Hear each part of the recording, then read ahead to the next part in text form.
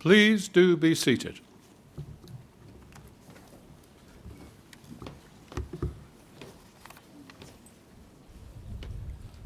As Secretary and Clerk, it is my privilege and pleasure to welcome you to this morning's graduation ceremony. And it is a particular pleasure to welcome the Mayor of Chelmsford, the proud city of Chelmsford, to this ceremony. Ma'am, you are most welcome.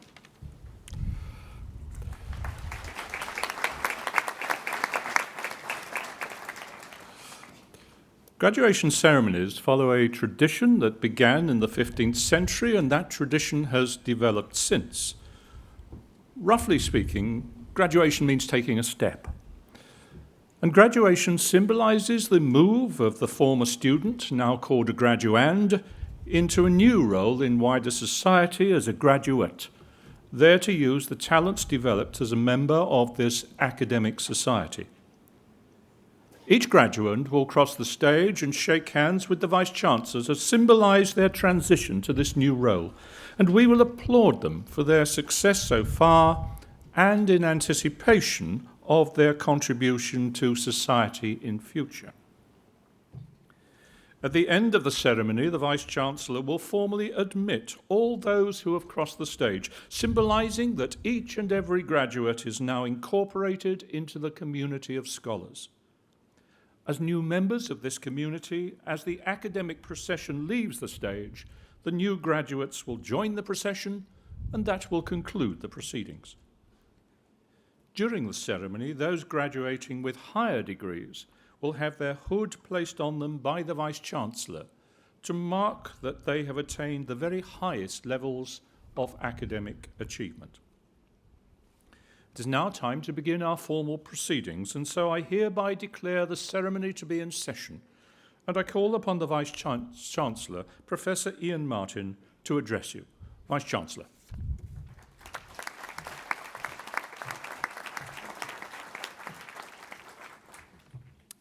Madam Mayor, graduands, family and friends, colleagues, as Vice-Chancellor of Anglia Ruskin University, it's my very great pleasure to be here today at this your graduation ceremony. This is my first year at ARU, and this autumn's graduation celebrations are the first that I'm fortunate enough to be part of. Firstly, congratulations on reaching this milestone and graduating from your chosen course. Today is not only an opportunity to take stock and celebrate your achievements to date, but to look forward to the multitude of careers that stretch out in front of each of you. These careers will undoubtedly be wide and varied, but they will be joined by a common theme that will touch on all of you, and that theme is change, and unpredictable change at that. My academic background is medicine, but before I started in medicine and throughout my career, I've had active involvement with computer and digital technologies. I am a rather sad geek. What I'm going to do in the next few minutes is to use both my academic background and that bit of my life to put in context what I mean by the change that you will see. It was the German philosopher Hegel who first commented that the only thing we learn from history is we learn nothing from history. He was correct in many contexts, but he certainly wasn't correct in one, and that is just how terrible we are at predicting the future.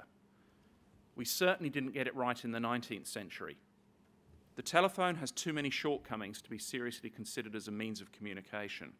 Western Union, Internal Memo 1876. You can laugh at the Americans, but the Brits were no better. The Americans have need of the telephone, but we do not. We have plenty of messenger boys.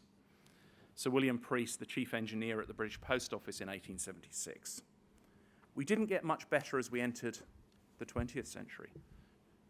Thomas Watson, who was chair at IBM in 1949, I think there's a world market for maybe 5 computers.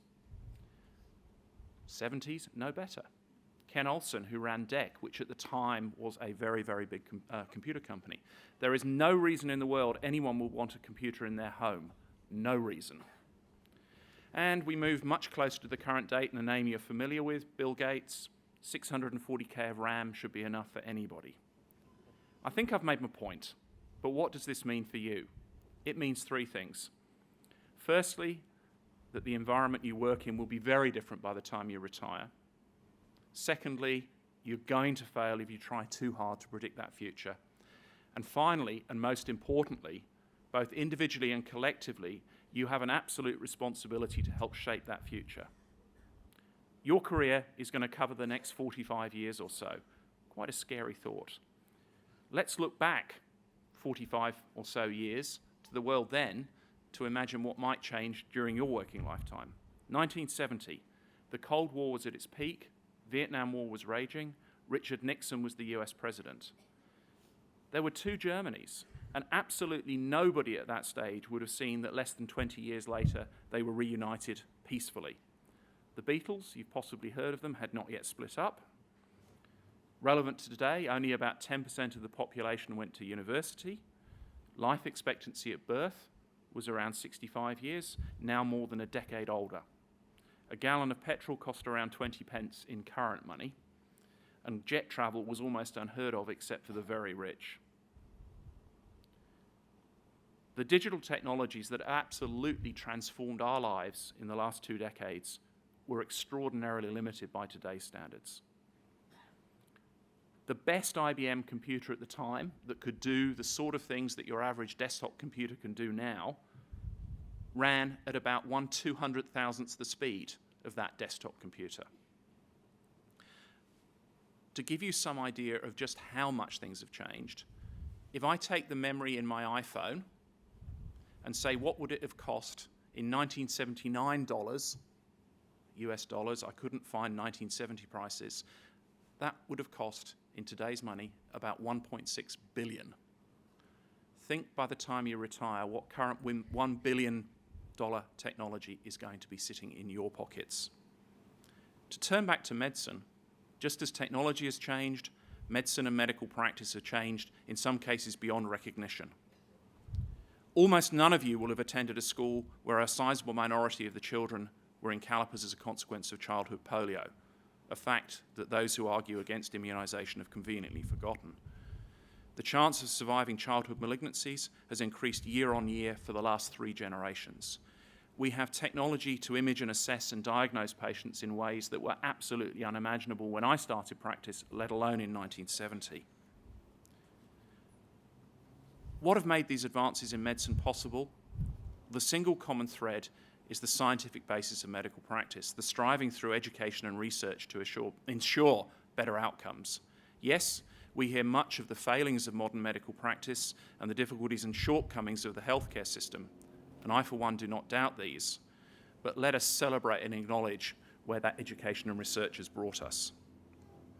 In both of these fields, and in many others, advances are only possible because of those parallel strands of education and research.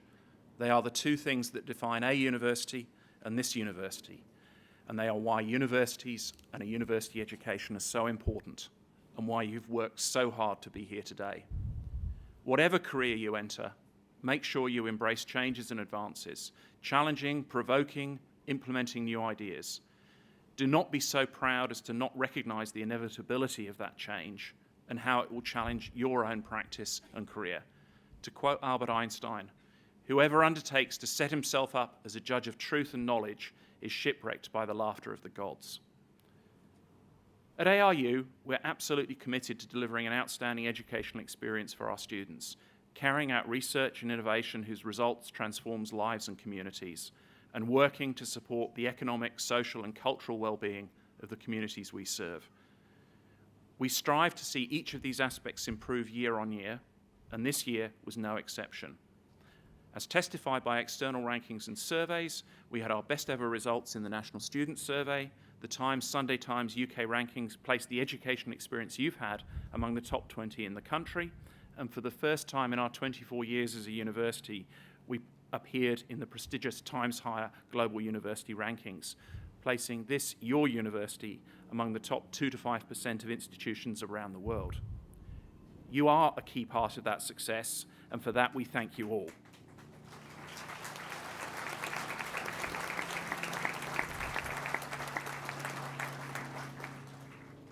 Before I close, I'd like to make special mention of your families and friends who have provided you with support, moral, spiritual, and more often than not financial, in reaching this point. We collectively thank you for the support that you've given our graduates.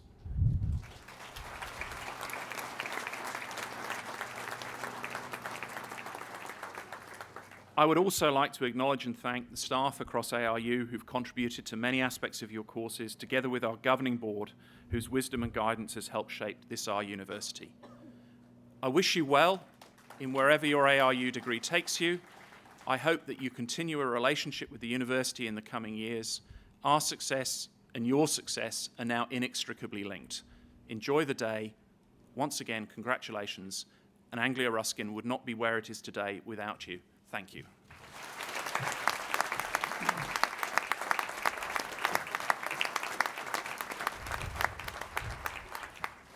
Thank you, Vice-Chancellor.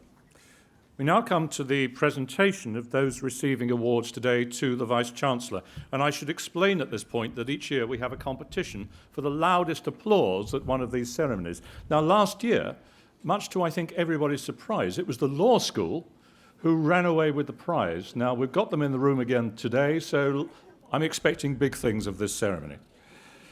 I now call upon the Pro-Vice-Chancellor and Dean, Professor Martin Hewitt, to read the names of those who will be presented from the Faculty of Arts, Law and Social Sciences. Professor Hewitt.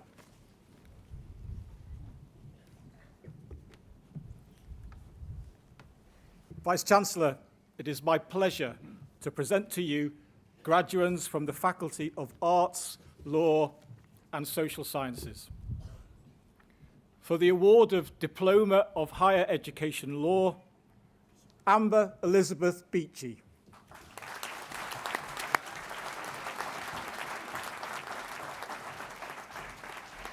For the award of Bachelor of Laws with Honours Law, Danielle Abrokwa.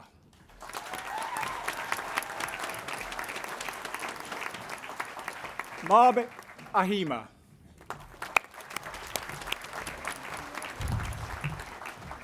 Natasha Ahir. Abby Shobawale. Samuel Rees Aldis. Kwabana Asiyama. Maria Atanasova. Natasha Atite. Amy Baker. Zoe Banfield. Sophie Bannis. Graham Batley. Amanda Oluwaseyi Bello. Kedar Aaron Bryan. Katie Elizabeth Cattrall. Alicia Chaplin. And also receiving the Quality Solicitors Hills and Abbott Child Law Prize, Louise Chick.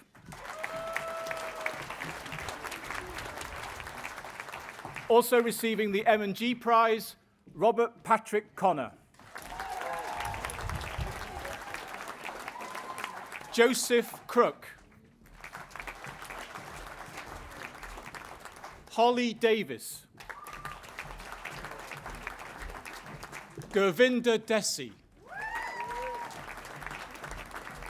Eloise Dickens. Tashana Laurie Dixon.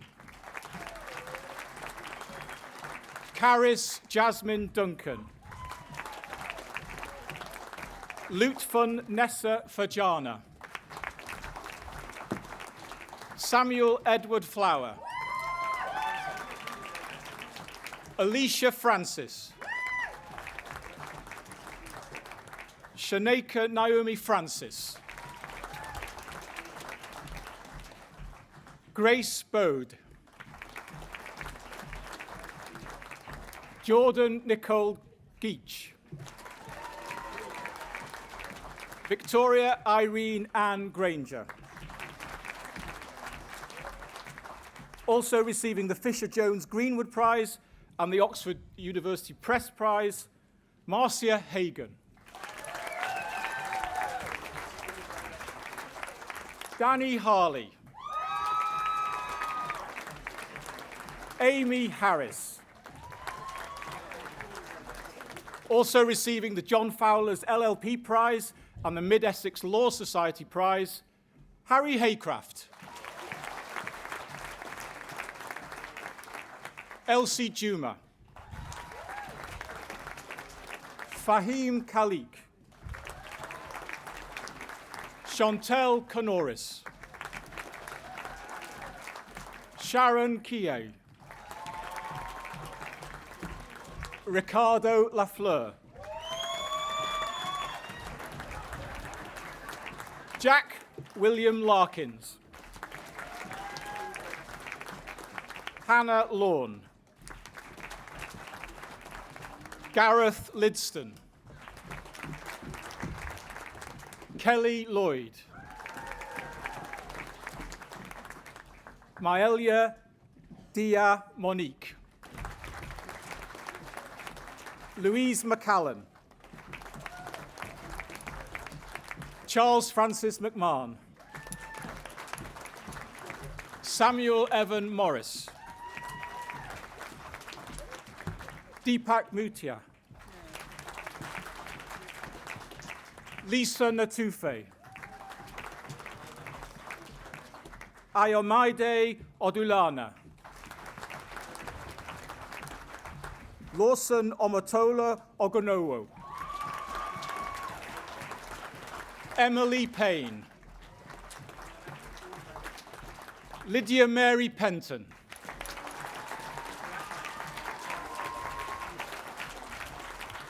Halima Quadri. Also receiving the Fisher-Jones Greenwood Prize and the Oxford University Press Prize, Jonathan Rawlinson. Sarah Reeve. Zachariah Rafiq. Wakena Amoy Salmon Fuller. Clara Sibanda. Ganel Sims. John Allen Smith. Lauren Spears. Emma Spears. Christina Daniela Akua Ampoa. Matthew Tucker. Emily Williams.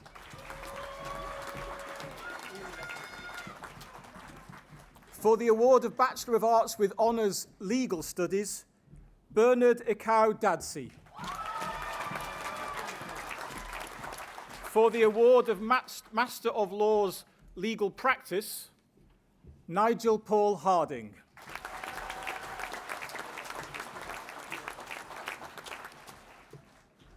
Vice-Chancellor, it's my pleasure to present those who have been awarded higher research degrees. For the award of Doctor of Philosophy, for a thesis entitled Does Prostitution Violate Human Dignity? Benjamin James Shepherd.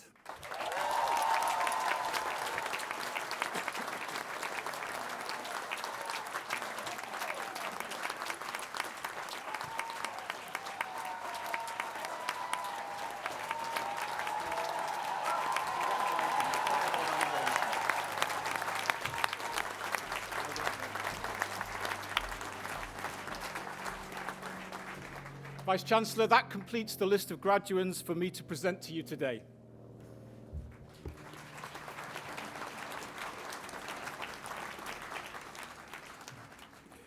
Each year, Anglia Ruskin University makes a number of honorary awards to individuals outstanding in their field of endeavour, who we hope will serve as an inspiration to those of you crossing the platform today.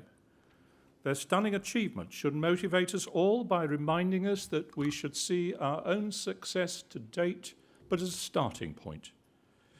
They pose the question, shouldn't we too aspire to success like theirs? I now call upon Director of Student Services, Julie Walkling, to read the citation for the award of Doctor of Science Honoris Causa to Jonathan Sakia.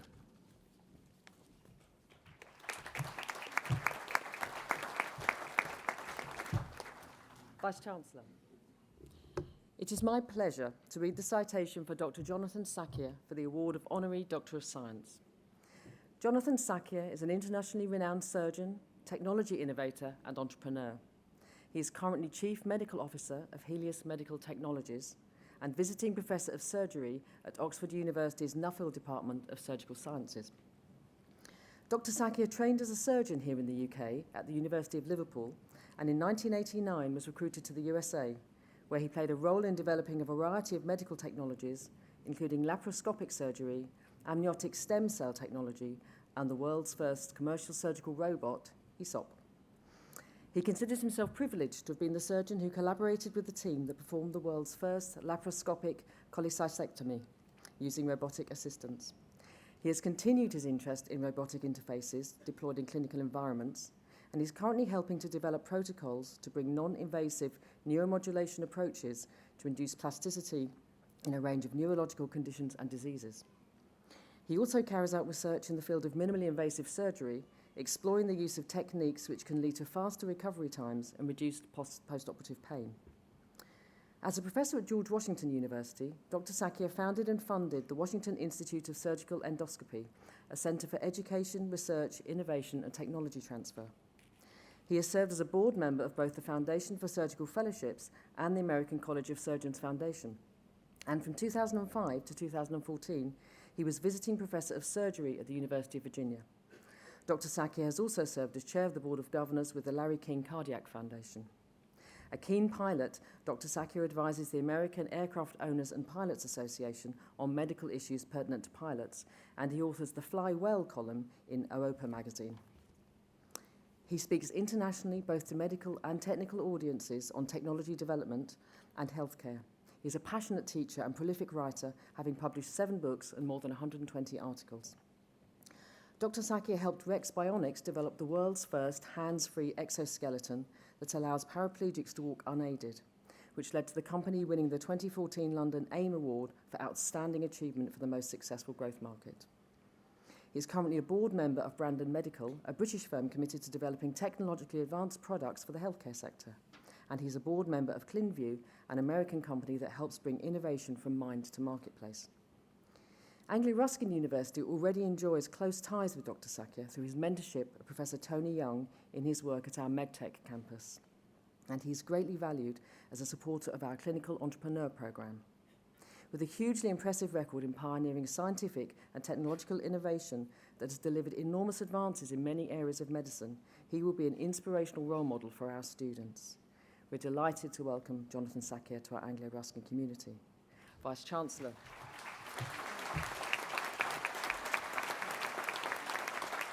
It is my pleasure to present Dr. Jonathan Sakya for the award of Doctor of Science Honoris Causa.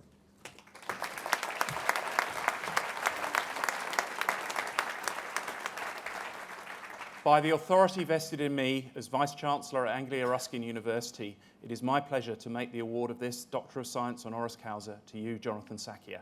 Our heartiest congratulations.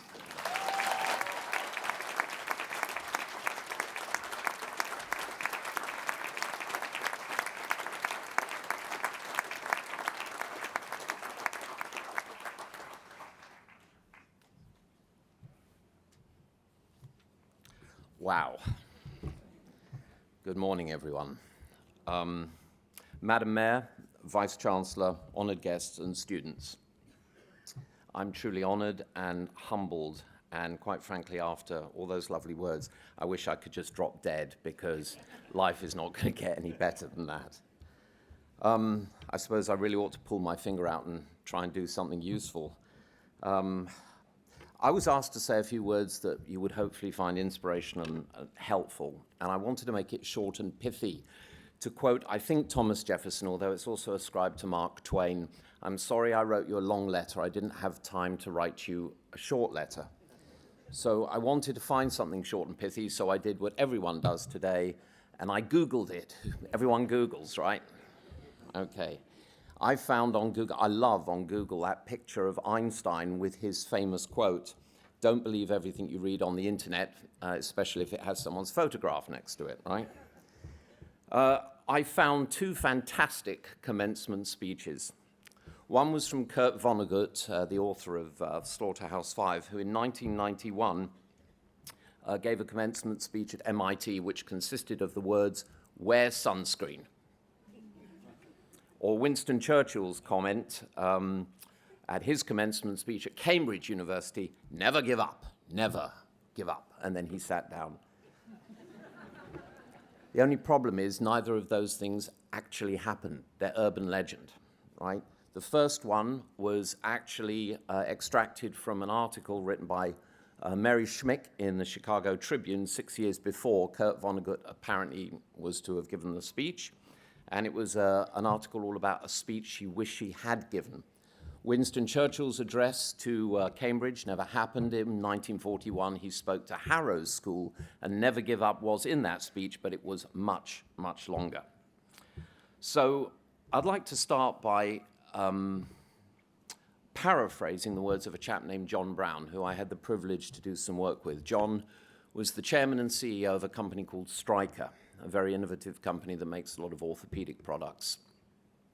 John was an amazing man who oversaw a period of phenomenal growth at Stryker. Phenomenal, year on year, growth on growth on growth. And when asked how he did it, he said it's really very simple. Turn up early, be nice, work hard, under-promise, over-deliver. Don't lie, don't cheat, don't steal. And I think about those two stories from the internet and John Brown's word, and it makes me remember something my dad said to me, my late father. He said, anything that you have, you can sell, and you can sell it many times over, except your integrity, right? You can never, ever sell that. Be honest. It's always the best way. People don't go to work to earn money, and don't you? Go to work to be valued and to be valuable. Whatever you do, if you turn out that you're going to be a waiter, be the best waiter and enjoy that job.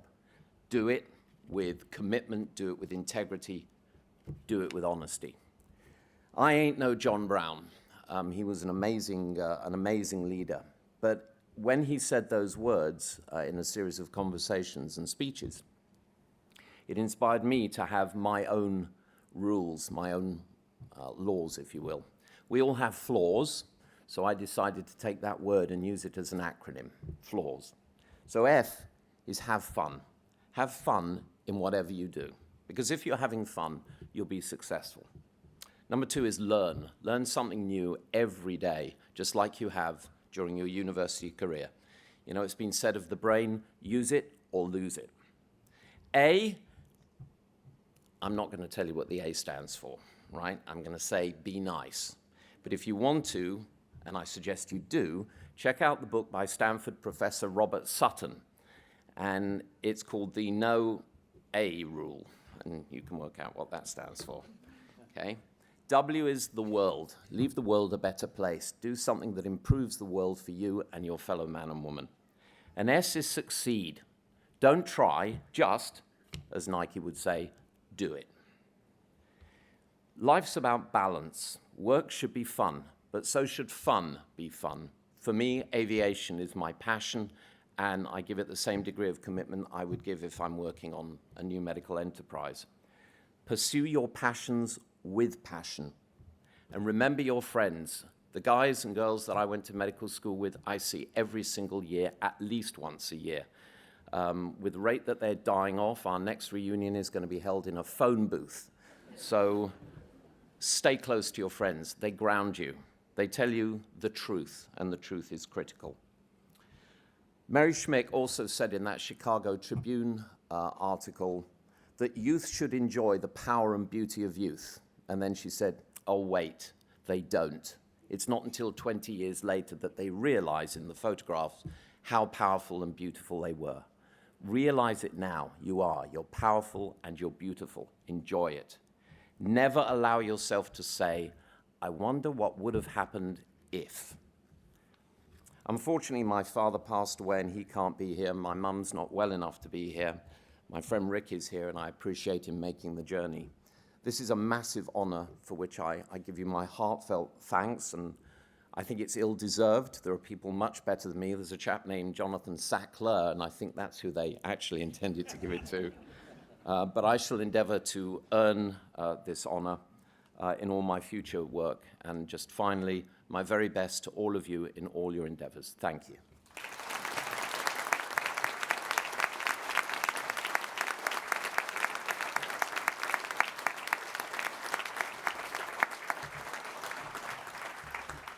Dr. Sakya, thank you.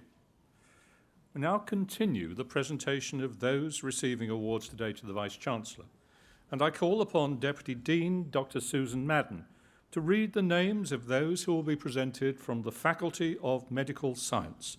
Dr. Madden.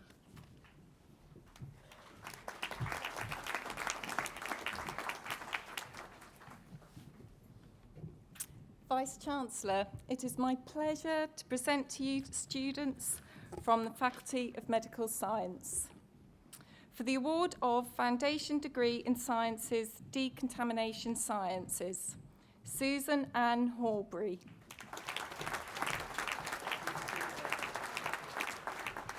Mylene Romando. Sally Salima Ziblim. For the award of Foundation Degree in Sciences, Health and Social Care, Gemma Violet Aldridge. Kaylee Bailey. Donna Marie By, Leah Cole, Natalie Corkerry, Abigail Isles, Linda Donna Hammond, Hannah Kozlaska, Kelly Winter, Peter Jonathan Losley, Michaela Rachel Martin, Bree-San Morgans,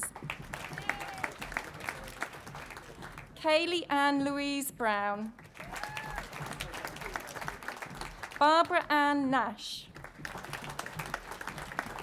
Melissa Jane New, Sharon Page, Violetta Lusana Panek, Abby Louise Pearson, Emma Louise Jamie Slade, Faye Victoria Sullivan, Vicky Taylor, Victoria Teager, Jane Louise Turner, and Vicky Louise Warren. For the award of Bachelor of Science with Honours, Health and Social Care, Ijeoma Augustine Amadi, Amanda Joyce Green, Doreen Kawira, Saffron Joy Lewis, Anastasia Schmidt. For the award of Bachelor of Science Public Health, Olabisi Ajalmelakoko, Rumbitsai Kijiora Millen, Lucy Annis Coates, Bishop Zulu. For the award of Bachelor of Science with Honours Public Health, Kiende Adesope, Elijah Ajala, Harriet Tifio, Lucy Belcher, Nellie Liji Bia, Florence Mimunatu Conte, Nana Ya Dankwa Akoya, Olujoke Afulashade Fakoya, Linda Ganga, Patronella Ganza, Elizabeth Itusi Ikioya, Magdalene Kamara, Yong Soo Kim, Anita Kojo, Jennifer Karoma, Dora Kwantang, Sylvie Yoka Magdala Keela, Irene Manzira, Bashina Mangobe Miesa, James Mupondi, Sikigangele Nzube, Eliza Nkwaira, Farah Lovemore Sami Nakunyunde, Ethel Nirongo, Selena Rose Okeke, Tutuke Olajamoke Olabanji. Anita Oliver. Olabumi Osikoya. Sonia Rodriguez. Augusta Elizabeth Sese. Abidimi Sobandi. Peter Ibikule Songa. Priya Thomas. Shiba Sima Varathangan. Erica Zavara. For the award of Postgraduate Diploma Public Health, Hanin Hamda Al-Gamdi. Yin van der Meent. Vice-Chancellor, that partially completes the list of graduates for me to present to you today.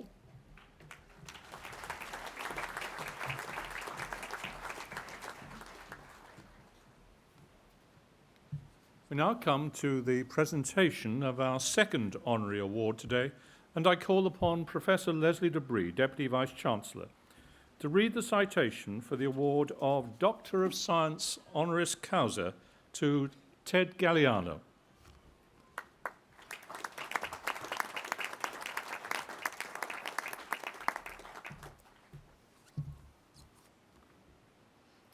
Vice-Chancellor, it is my pleasure to read the citation for Ted Galliano for the award of Honorary Doctor of Science. Ted Galliano is a technology innovator, philanthropist, and president of feature post-production at Hollywood filmmaker 20th Century Fox. After graduating from Princeton University with a degree in comparative literature, Ted began his career at Paramount Pictures in New York, his first big break coming with his appointment as 3D technical coordinator on the horror blockbuster Friday the 13th, Part 3. In 1985, Ted moved to Los Angeles as manager of Paramount's Film Library Services. But it was in 1986, when he moved into post-production, that his talents really began to shine. By the early 90s, Ted had been recruited by 20th Century Fox, where he was to work on many of Hollywood's biggest productions, films like Independence Day, Titanic, Master and Commander, and the Star Wars, X-Men, and Ice Age franchises. In 2001, Ted was named as 20th Century Fox's President of Feature Post-Production. And after almost a decade of developing new techniques and technologies and creating new audience experiences, Ted was honored with a Lifetime Achievement Award from the Hollywood Post Alliance in recognition of his significant contributions and innovations in the field of post-production. In addition to his role as President of Post-Production, Ted is also a director at the Fox Innovation Lab, a technical unit devoted to research and development in new film technologies. And it was in this role that Ted oversaw the virtual reality experience in the Matt Damon film The Martian, created as the first fully interactive, long-form narrative virtual reality project tied to a major motion picture. A career spent at the leading edge of visual technology has led Ted to become a pioneer in the convergence of motion picture technology and medical science, creating innovative systems to meet a variety of medical and clinical challenges. In 2008, Ted became a co-founder of Implicit Care, a medical device company responsible for creating systems like iGuide, which aids in the placement of suture support systems in cosmetic surgery. Implicit Care has also developed the Ovio 360 imaging system, which is the first 360-degree dynamic imaging system that captures lifelike face and body images. And Ted has been working closely with our own Professor Jim Frame on the use of the system within clinical environments. During his time at 20th Century Fox, Ted has overseen the post-production of more than 500 feature films. And more recently, he has deployed his expertise in visual imaging systems to help drive the development of innovative medical technologies that aid in the treatment of life-threatening diseases. As an avid researcher and developer of new medical technologies with strong ties to our university, Ted will be an inspirational role model to our students. We are delighted to welcome Ted Galliano to our Anglia Ruskin community.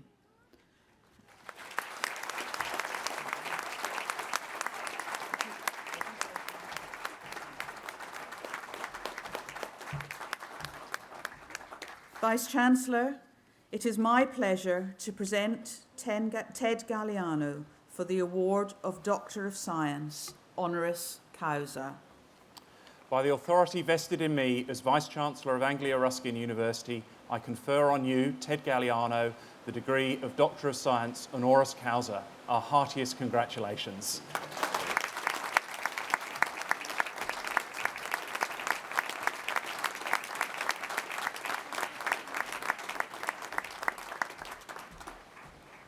Thank you all.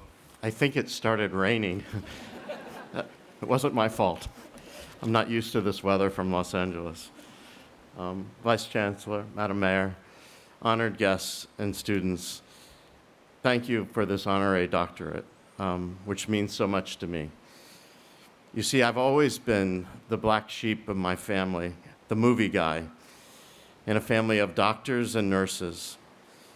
The one person I had to tell after I received the news of this doctorate was my father, who at the young age of 94 is still practicing medicine out of his office in South Carolina. Not even, yeah, thanks. Not even Hurricane Matthew, I think it's come this way right now, which struck his town this past week, slows him down. And I feel now that he and I have come full circle because, oh my God, I'm gonna have to talk really loud. Back in 1950, 66 years ago, when he was a young resident at Columbia University in New York, he co-authored a paper for the British Journal of Medicine, your journal, documenting the effects of radiation on mice as an experimental treatment of cancer. How far we've come since then, and how much more we need to do to cure cancer. And it is my deepest belief that we will do it through advancing technology that, as your Chancellor said, is moving so quickly, and international cooperation between multiple disciplines and institutions such as your great school and your new medical school that's coming. It wasn't easy for my father to be a doctor and a researcher in 1950, and it isn't easy today. But in my opinion, there is no calling more noble than providing health and happiness to the sick and less fortunate. See, it stopped now. I received my calling to give back to medicine relatively late in life when my best friend from college was struck down by a terrible brain cancer. And even though as a movie guy, I lacked the ability to be a doctor, I did see the power of imaging technologies we were using on movies like Avatar, and I owe a lot to that. I just had to offer some of this tech to medicine and to build bridges between seemingly disparate professions and to support the inventions of geniuses like Dr. Greg Miller, who's here today, who did the OVO 360, and researchers at UCLA like Dr. Linda Liao and Dr. Neil Martin in neurosurgery who use immune therapies to to take excise brain tumors and customize treatment vaccines for their patients, and who now use virtual reality from CT scans to rehearse complicated brain surgeries. And they do it. These were dreams 10 years ago, and today they do them every day, and it works.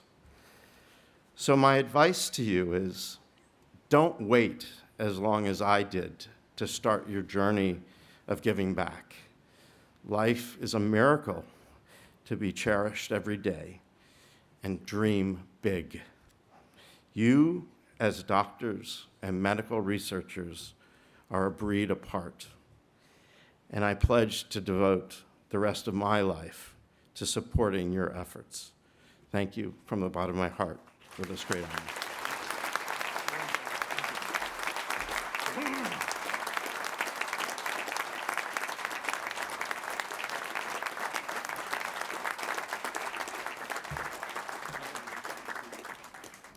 Dr. Galliano, the latest Dr. Galliano, thank you very much indeed.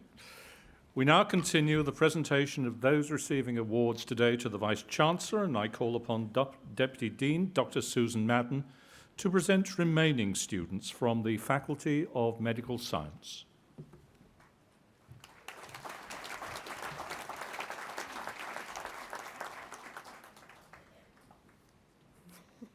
Vice-Chancellor, it is my pleasure to continue to present to you students from Faculty of Medical Science.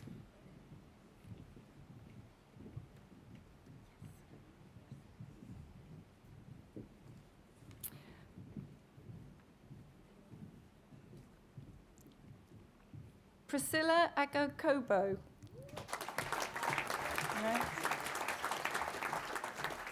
Adini Olawashola Akarele. Mutumba Amusa Nelson. Cynthia Tukachowu Animina. Bridget Brodu. Nika Teresa Chikezi. Ben Cornelius Clot. Cyril Newsy Formonu. James Fulham. Esther Shakira Hamid. Chaniri Augustina Elukochu.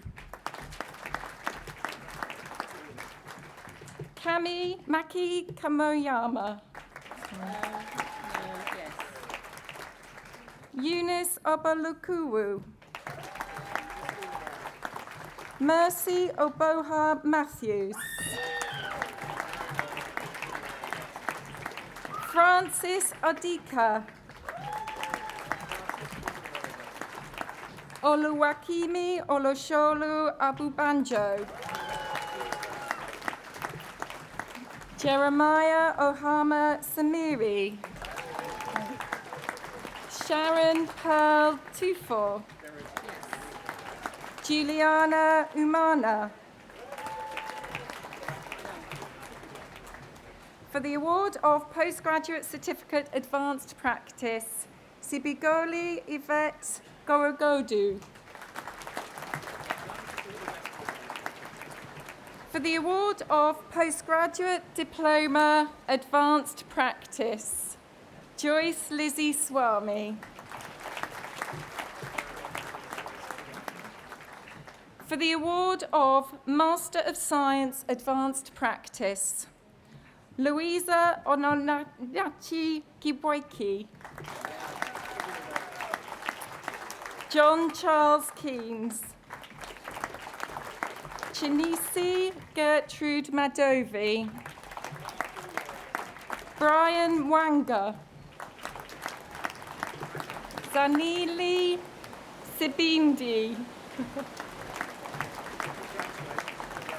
Heidi Jane Stubbings. For the award of Master of Science Healthcare Management, Joanna Mutton. Jacqueline Janice Michelle Stockwell. For the award of Bachelor of Osteopathy with Honours, Arundeep Chahal. Alexander Richard Marik. Juliet Richards. For the award of Master of Osteopathy, Alexis de Montisier Mirinville. Gareth John Owen. For the award of Diploma of Higher Education Operating Department Practice, Ademola Adeola. Mahela Atulatu. Mawuli Kofi Awudi. Anisha Begum. Aaron Dane Bayers. Christopher Bwaili. Brendan Cook. Catherine Moyer Louise Day. Ellie Rebecca Fagan. Mavis Mansha. Akakopo Megan. Anikomba Osakunu. Philip Perkis. Lisa Jane Rayner. Bruce Simpson. And also receiving the Eden Ravenscroft Prize, Ashley Tapping. For the award of Postgraduate Certificate Medical and Healthcare Education, Emma Beadle. Jeffrey Bench. Robert Billet. Darcy Leonard Button. Linda Joyce Cray. Claire Driver. Craig Nola. Gary Ralph. Paul Wyatt. For the award of Master of Science Medical and Healthcare Education, Helen Mullum. Adineke Alawamobu Popula.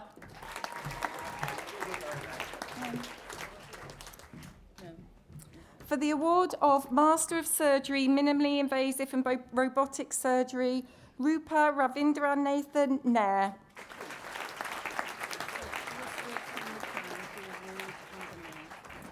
And finally, Bachelor of Laws with Honours, Naya Radozo Moya.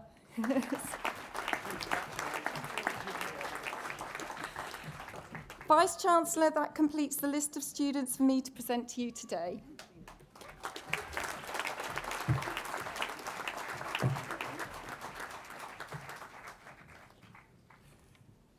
Each year, Anglia-Ruskin University makes a small number of Student Leader Awards, and we have two such awards this morning. I now call upon Dr. Kima Rogers to read the citation for the Student Leader Award for Selina Rose Okeke.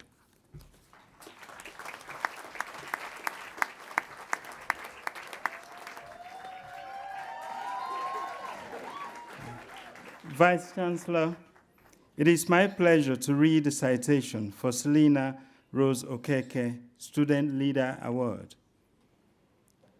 Anglia-Ruskin University has established a process for awarding up to 6 annual Vice-Chancellors Student Leader Awards. These awards aim to recognize, celebrate, and reward exceptional contributions to Anglia-Ruskin University and to the wider community through their extracurricular activities. Recipients need to have shown exemplary leadership skills and to be able to demonstrate that their work has benefited their fellow students and the wider community. Selina Rose Okeke, graduate of the BSc Honours Public Health degree, is one of the Vice Chancellor's student leaders for 2016. Selina has been a course and faculty representative during her 3 years at Anglo-Ruskin, ensuring that student voices are heard and acted upon. As a result, her exceptional work, she was awarded the Course Rep of the Month in 2015. Selina also helped out as a student ambassador and clearing ambassador, being particularly drawn to mature students, reassuring them that it is possible to successfully manage both academic and family lives. Selina was only one of 15 people in the UK to be awarded the Longford Trust Scholarship. For the first 2 years of her study, Selina volunteered with SOVA. It's a charity that works in the heart of the local community, mentoring ex-offenders back into community and helping them to live healthier lives. Selina's work with ex-offenders has helped reduce crime, but she has also acted as a role model. It's encouraging her clients to re-enter education, get training, and find jobs. She acts as a role model for our students who are mothers. It's encouraging them by example that it is possible to bring up a family, volunteer in the community, and still achieve first-class grades. Selina has already secured a place on a master's course with us, which started in September, and she hopes to go on to do a PhD. Selina, we are very proud of you. Well done on being recognized as one of the Vice Chancellor's Student Leaders Award.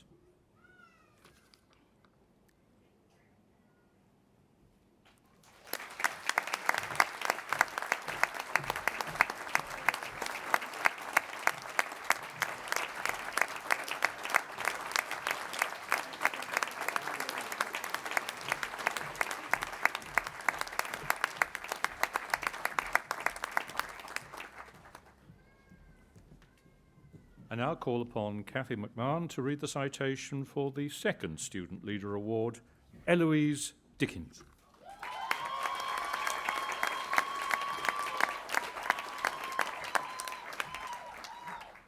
Vice-Chancellor, it is my pleasure to read the citation for Eloise Dickens Leader Award.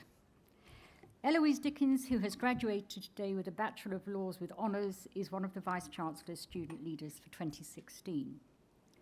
Eloise has been extremely active during her time at Anglia-Ruskin University and is a strong believer in the value and balance that engaging in extracurricular activities brings. She provides a warm welcome to our newly arriving international students, meeting them at the airport and helping them to become familiar with their campus and university life in the UK.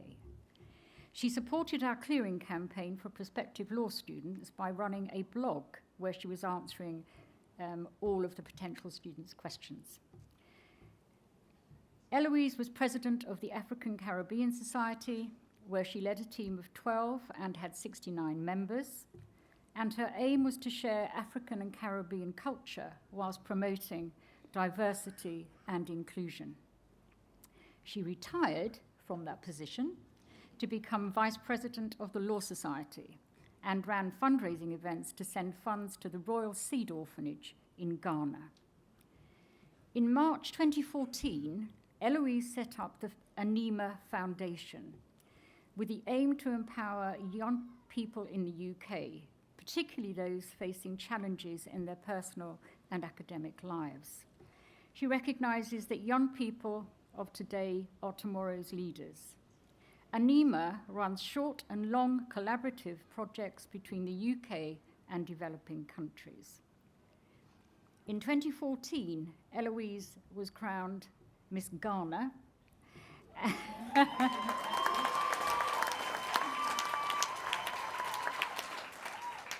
And it's no surprise that she decided to use this opportunity to set up the Young Queens Project, whose aim is to support young women between the ages of 13 and 24 in all aspects of their lives.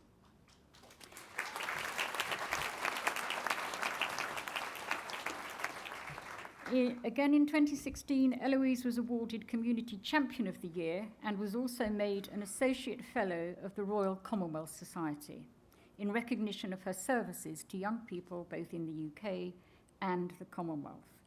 Also this year, Eloise's commitment to her fellow students and the wider community was recognised in the annual Students' Union Awards, where she was confirmed as the Student Union Activist of the Year.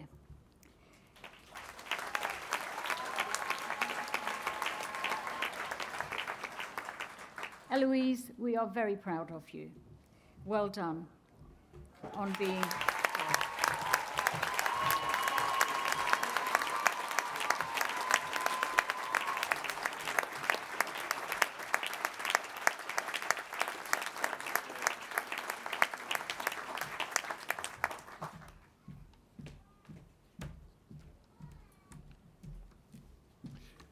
We're now nearing the end of the ceremony, but first I would like to ask Lydia Pendon, one of our wonderful new graduates, to come to the platform to propose a vote of thanks on behalf of those receiving awards today. Lydia.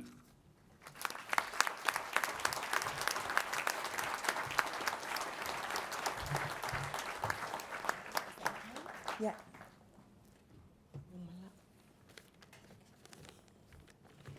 Vice-Chancellor, honoured guests, ladies and gentlemen, fellow graduates.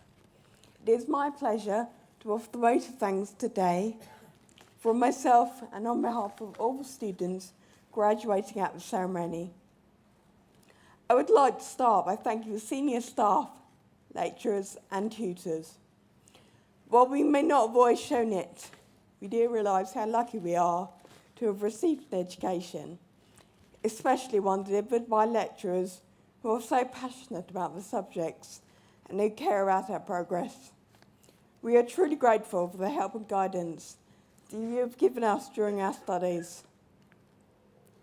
Also in need of thanks are those who work behind the scenes, such as the faculty administrators, technicians, librarians, students' union and IT services. The university would grind to a halt without you.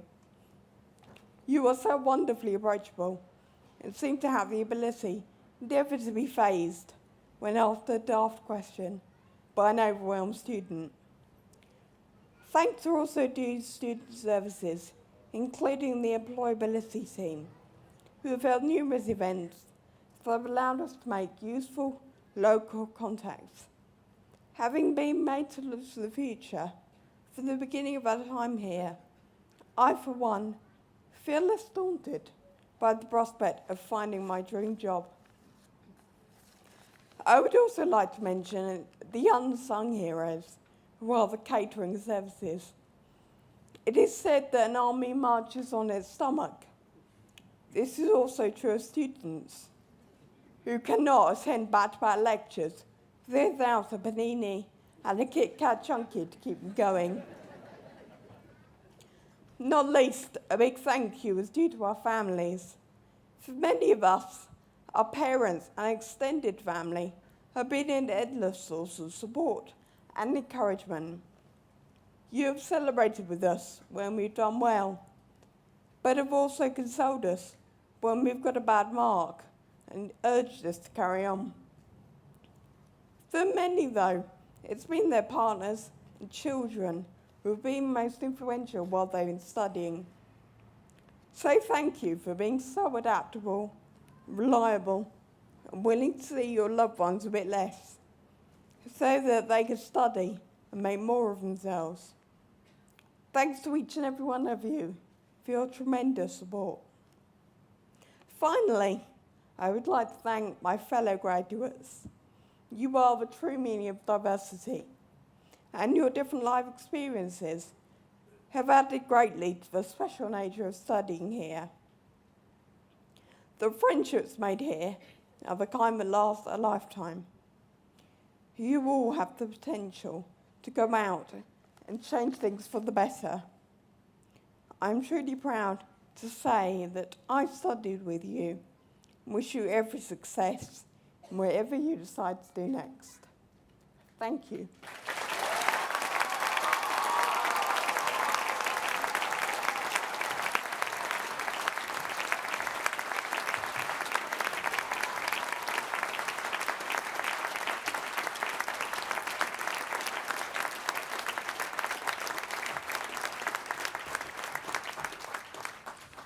Lydia, thank you. I now call for one final time on the Vice-Chancellor, Professor Ian Martin, to address the graduates.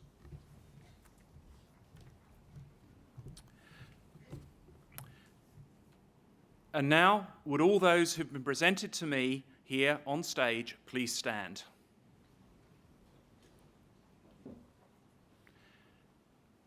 As Vice-Chancellor of Anglia Ruskin University, I hereby admit you to the degrees, diplomas and awards for which you have been presented to me today. As a member now of the community of scholars, take all that you have learned in society and uphold the values of freedom of thought and scholarship. Our warmest congratulations to you all.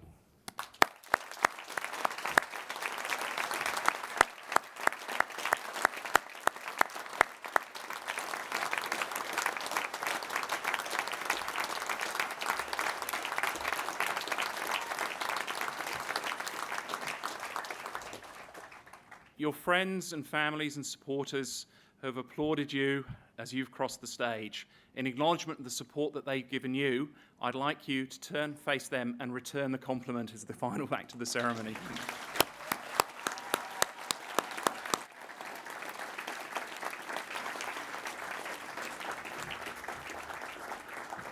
Once again, congratulations.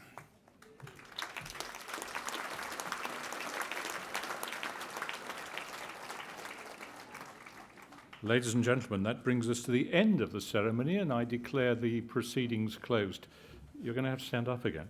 Will you please now all stand for the academic procession?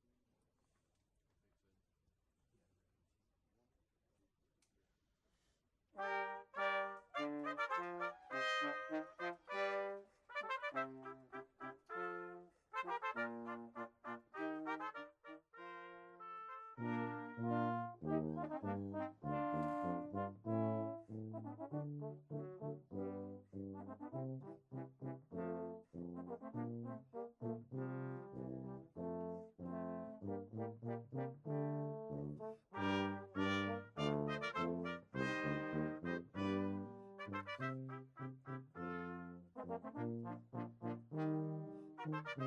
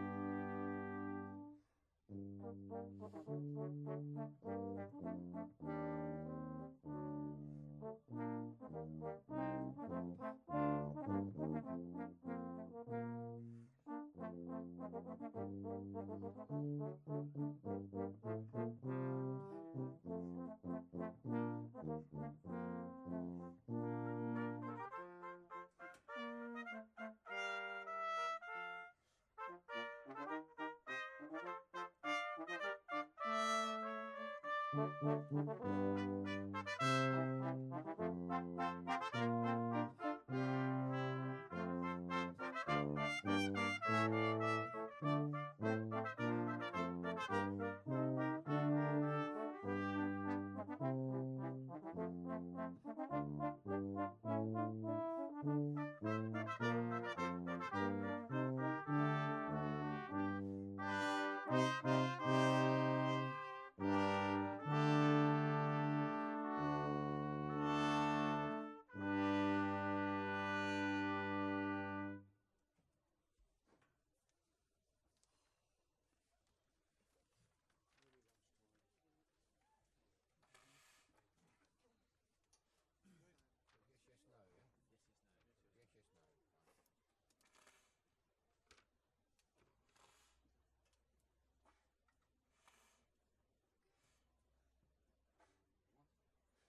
no.